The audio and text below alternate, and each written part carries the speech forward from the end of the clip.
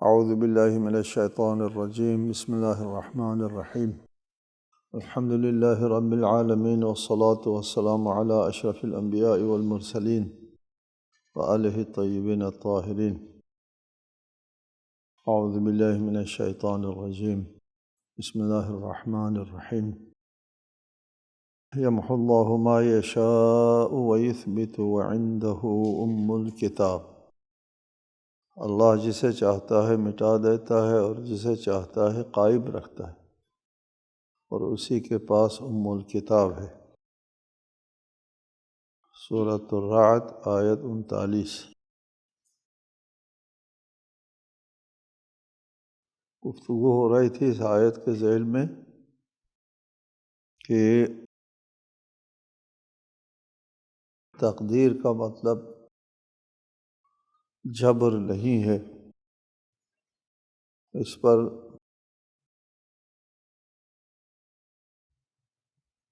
پچھلی نشست میں گفتگو ہو رہی تھی کہ اگر تقدیر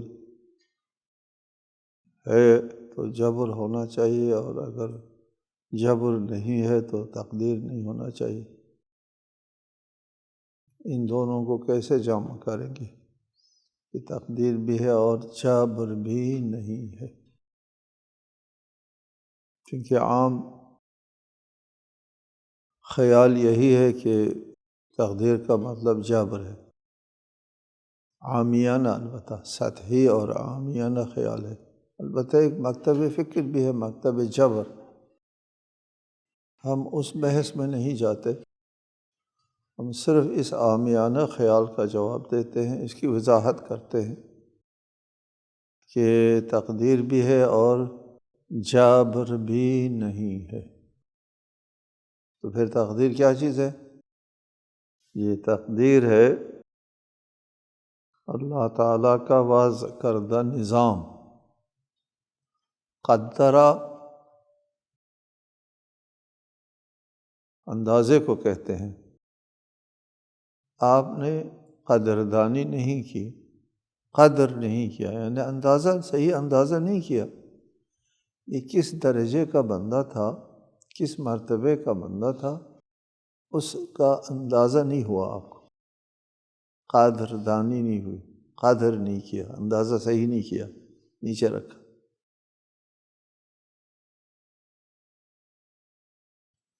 چوکھٹ بناتا ہے ترکھان، پھر پلے اس کے برابر بناتے ہیں اسی قدر مقدار کے کہ اس میں فٹ آ جائے، یہ قدر ہے۔ قدر کے مقابلے میں کیا آتا ہے؟ اندازوں۔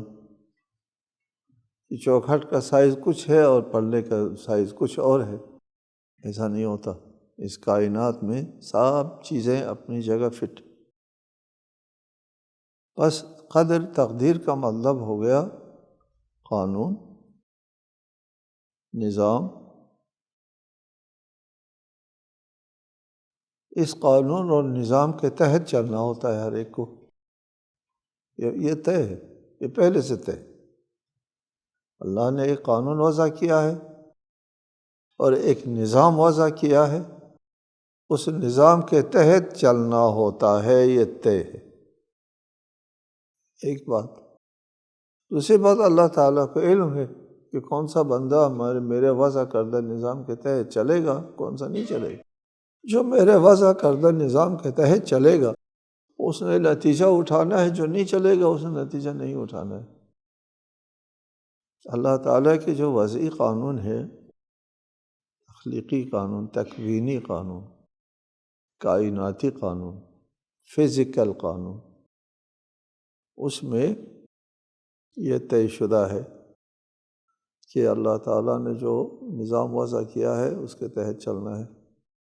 اور پھر اللہ تعالیٰ نے جو نظام وضع کیا ہے یہ انتہائی غیر جانبدار نظام ہے، 100% غیر جانبدار، چونکہ اس نظام کو اللہ تعالیٰ نے وضع کیا ہے آزمائش اور امتحان کے لیے۔ آزمائش امتحان سب کے لیے برابر ہونا چاہیے، مومن، کافر، مشرک، مرتد، مسلمان، غیر مسلمان، سب کے لیے یکساں ہے یہ قانون، کسی کی کوئی جانبداری نہیں ہوتی۔ ایک مومن ہے پودا لگاتا ہے، ہاں اس کے پاس جو ہے وہ زمین زرخیز نہیں ہے، مٹی بھی زرخیز نہیں ہے، پانی بھی میسر نہیں ہے اچھی طرح، کھاد شاد بھی نہیں ہے مومن بڑا متقی، نماز تہجد خواہ ہے، لیکن اس کا پودا نہیں پھلے گا پھولے گا۔ اس کے مقابلے میں ایک صفا قاتل خونخوار مشرک، اس کی زمین بھی ٹھیک ہے، پودا بھی صحیح قسم کا ہے، کھاد بھی ہے اور دھوپ بھی پڑتی ہے، سارے جو لوازمات ہے اس پودے کے لیے وہ ادھر فراہم ہے، اس کو پودا پھلے گا پھولے گا، غیر جانبدار۔ اب اللہ ان یجری الاشیاء الا باسبابها، اللہ نے روز اول میں یہ فیصلہ کر دیا ہے کہ بغیر سبب کے، علت کے اندھادھن کچھ بھی نہیں ہوگا، اندھادھن کچھ بھی نہیں ہوگا، علت و سبب کے تحت۔ یہ اللہ کا فیصلہ ہے، یہ تقدیر۔ تقدیر میں یہ ہے آپ اگر محنت کریں گے تو پھر اس کا پھل کاٹیں گے۔ اس کی میں مثال دے رہا تھا کہ گرتے ہوئے دیوار کے سامنے حضرت علی علیہ السلام بیٹھے تھے، اٹھ کے دوسری طرف گئے تو لوگوں نے کہا یا علی اتفر من قدر اللہ، اللہ کی قدر اور تقدیر اور قسمت سے بھاگتے ہیں؟ آپ نے فرمایا افر من قدر اللہ الی قدرہ، میں اللہ کی تقدیر سے تقدیر کی طرف جا رہا ہوں۔ اللہ کا نظام یہ ہے گرتی دیوار کے نیچے بیٹھو تو دیوار اوپر گرے، نہ بیٹھو نہیں گرے، یہ اللہ کا نظام ہے۔ اگر جبر ہوتا تو ہر ایک کے لیے ایک ہی تقدیر ہوتی، لیکن ایسا نہیں ہے، ہر ایک کے لیے ایک تقدیر نہیں ہے، آپ کے انتظار میں کئی تقدیریں کھڑی ہیں۔ ایک بچہ ہے، لائق سا بچہ ہے، ذہین بچہ ہے، اور اس بچے کے انتظار میں کئی تقدیریں ہیں۔ یہ اگر محنت کرتا ہے ادھر سے زبردست، وہ ڈاکٹر بن سکتا ہے، انجینئر بن سکتا ہے، آیت اللہ بن سکتا ہے، بڑا مفکر بن سکتا ہے، بڑا انقلابی لیڈر بن سکتا ہے، یہ بن سکتا ہے، تقدیر ہے۔ اب یہ اس کے ہاتھ میں ہے کہ اس میں سے یہ جو جتنے بھی بن سکتا ہے اس کے انتظار میں ہے، ان میں سے کون سا بن سکتا ہے کوئی یہ بنا ڈالے گا، یہ اس کے ہاتھ میں ہے۔ اللہ نے تو کہا یہ بن سکتا ہے، اللہ کے نظام میں، اللہ کی تقدیر میں گنجائش ہے کہ یہ بن سکتا ہے، لیکن بنے گا کون سا یہ اس کے اپنے ہاتھ میں ہے اور ایک اللہ کے علم میں ہے۔ یہ اپنے اختیار سے، اپنی خود مختاری سے کیا کچھ بننے والا ہے، جبر نہیں۔ یہاں پر دیکھو، یہاں تقدیر بھی ہے اور جبر بھی نہیں ہے۔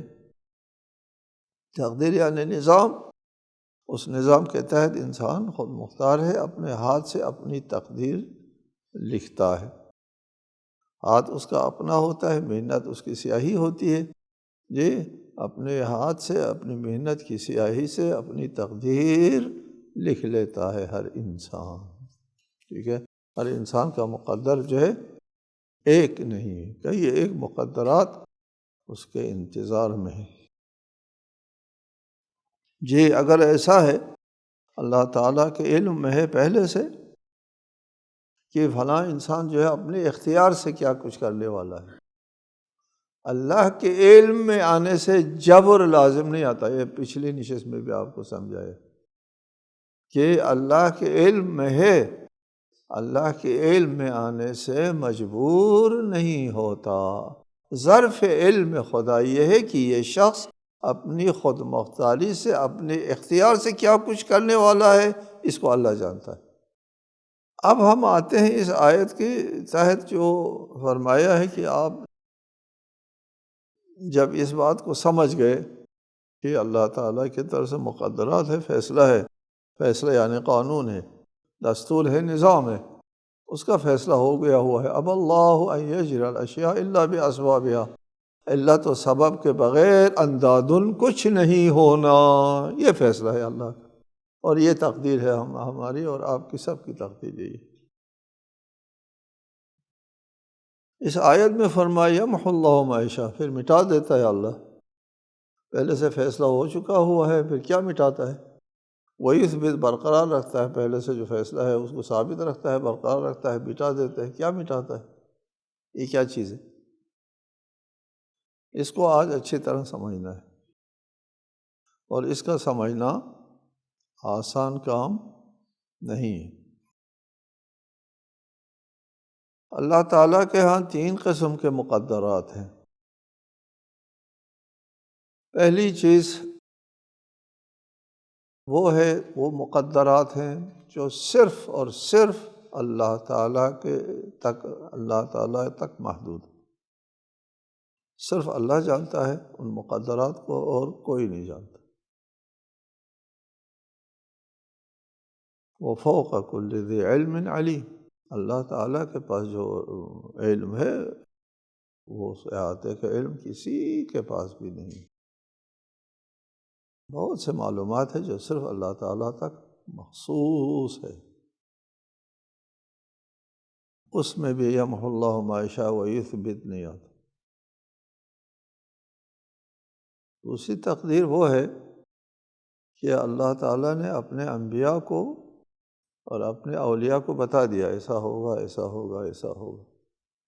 رسالۃ میں آپ کی پیشین گوئیاں جو آپ نے پہلے ارشاد فرمائی، یہ اس پر ایک ضخیم کتاب لکھنا چاہیے۔ وہ آپ نے فرمایا ایسا ہوگا، ایسا ہوگا، ایسا ہوگا۔ حضرت عمار یاسر سے کہا تقتلک الفئۃ الباغیہ۔ حضرت عمار یاسر جب مسجد نبوی کی عمارت بن رہی تھی تو دوسرے لوگ ایک ایک بلاک اٹھا کے لاتے تھے، عمار یاسر 2 بلاک اٹھا کے لاتے تھے۔ رسالت مآب نے دیکھا کس جوش و جذبے سے یہ عمار کام کر رہا ہے۔ وَيْحَكَ عمار تقتلک الفئۃ الباغیہ۔ سب نے سنا، وہاں مسجد کی بنیاد بن رہی تھی نا، سب لوگ وہاں بیٹھے ہوئے، سب نے رسالت مآب سے سنا۔ مثلا اور اس قسم کے بے شمار پیش گوئیاں ہیں رسالت مآب نے ارشاد فرمائی پہلے، وہ مقدرات، یہ تو تقدیر ہے نا، یہ بھی لامحالہ وقوع پذیر ہونا ہے، اس میں تبدیلی نہیں آ سکتی کہ اللہ تعالیٰ اپنے رسول کو نہیں جھٹلائے گا نا۔ عمار کے بارے میں فرمایا کہ عمار کو ایک باغی گروپ جو ہے وہ شہید کرے گا، بعد میں نہیں شہید کسی نے کیا، تو رسول جھوٹے ہوئے، اپنے رسول کو نہیں جھوٹا کرے گا اللہ تعالیٰ۔ اس میں بھی یمحو و یثبت نہیں آئے گا، ٹھیک ہے۔ ایک تیسرے مقدرات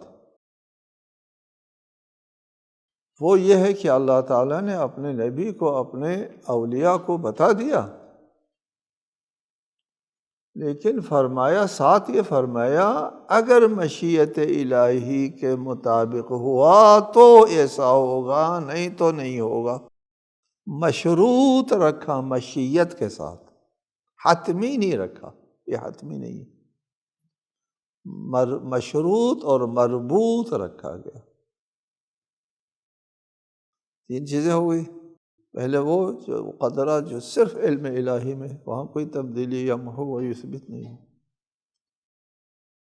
دوسرا وہ جو مقدرات جو اپنے انبیاء کو اللہ تعالیٰ نے بتا دیا، اس میں بھی تبدیلی نہیں آئے گی، اللہ اپنے انبیاء کو نہیں جھٹلاتا۔ تیسری وہ جو اپنے انبیاء کو بتا دیا لیکن مشیت کے ساتھ مربوط کر کے بتا دیا، یہاں یمحو و یثبت آتا ہے، ٹھیک۔ ایک نظریہ ہے تمام مسلمانوں کا، اس میں زیادہ توجہ کی ضرورت ہے، یہ جو گفتگو کرنے کو جا رہا ہوں میں، تمام مسلمانوں کا نظریہ ہے کہ اللہ کے ہاں محو و اثبات کا قانون ہے۔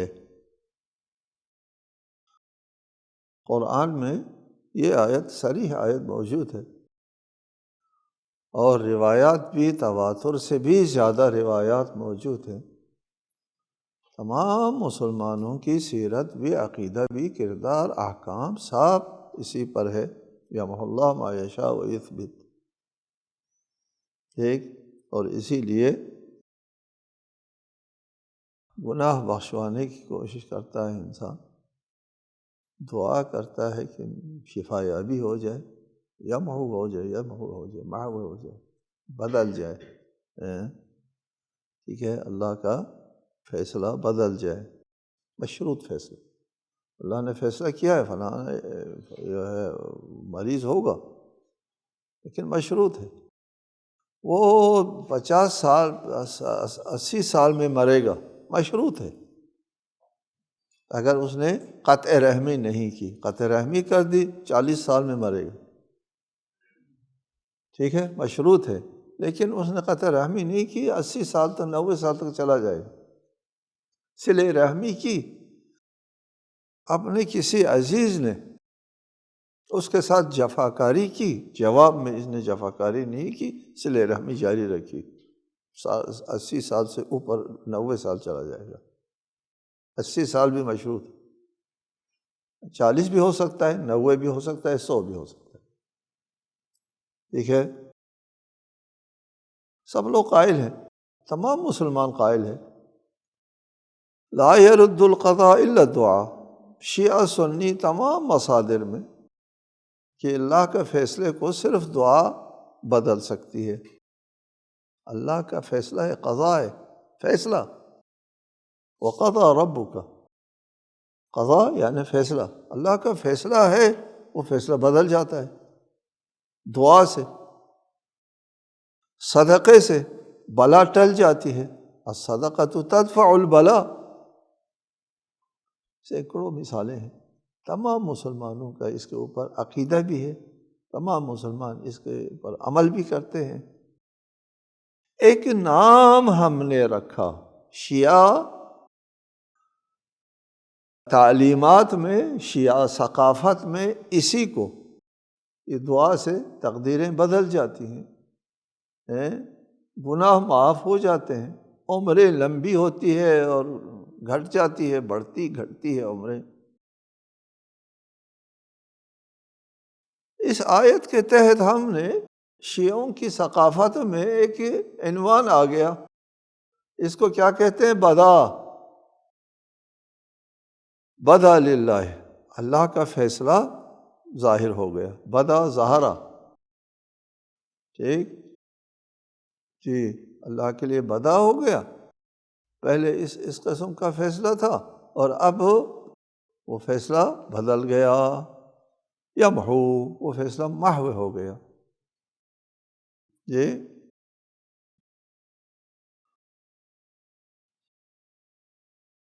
اس کو مٹا دیا، پہلے فیصلے کو مٹا دیا۔ مشروط فیصلہ تھا، پہلے بتایا آپ کو، مشروط فیصلہ تھا، اٹل فیصلہ نہیں تھا۔ وہ 3 مقدرات میں سے 2 میں بدا نہیں ہوتا، تیسری جو مقدرات ہے اس میں بدا ہوتا ہے، ٹھیک ہے۔